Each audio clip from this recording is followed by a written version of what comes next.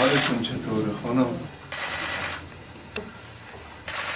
ایشالله حالتون خوبه؟ نه چرا؟ خدا نکنه مریض بس بیاید بیشین چند سالش بود؟ 22 سال کی شهید شد؟ سال 67 62 بله دقیقا قتلایی که قبول شد برای قتلایی بود بعد از قتل بله تو خوشبخت کجا؟ مکه خدا انشالله که به خاطر این رنجی که کشیدید به شما اجر بده. خدا انشالله این جوان عزیز شما رو با حضرت مسیح محشور کنه. و اینم شما بدانید اگر امروز من، شما، دیگران توی محیط امنی داریم زندگی میکنیم بله به برکت کار ایناست. آچخانه درست بگه ولی از ارمنی خریدیم آجا بیارید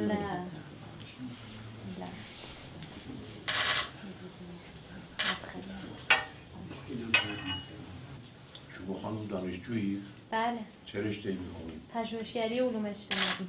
علوم اجتماعی؟ بله. کدوم دانشکده؟ علامه طباطبایی. دانشگاه علامه طباطبایی.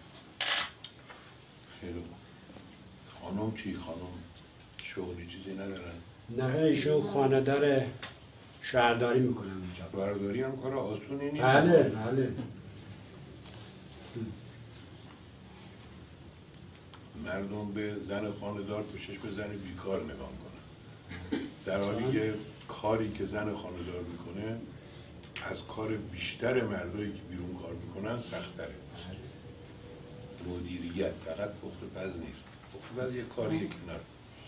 این که بخواد خونه رو مدیریت کنه. چون رئیس داخل خونه خانمه. کدبانو یعنی کسی که مدیریت خونه با خونه. یه جا کثیف باشه، یه جا نامنظم باشه، یه جا نمیشه غذا دیر بشه.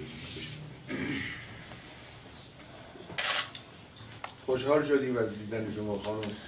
یعنی خوشحال شدیم سلامت باشین. از دیدن شما. خیلی ممنون.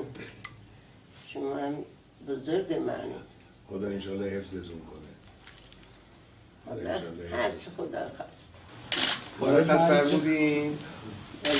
مرخص پیردوز اجازه بریزن اجازه بریزن گدا. جوزه مثل یه ما. زنده باش. خیلی محبت کردیم خیلی لطف کردیم خدا حافظتون. خدا حافظ. به سلامت.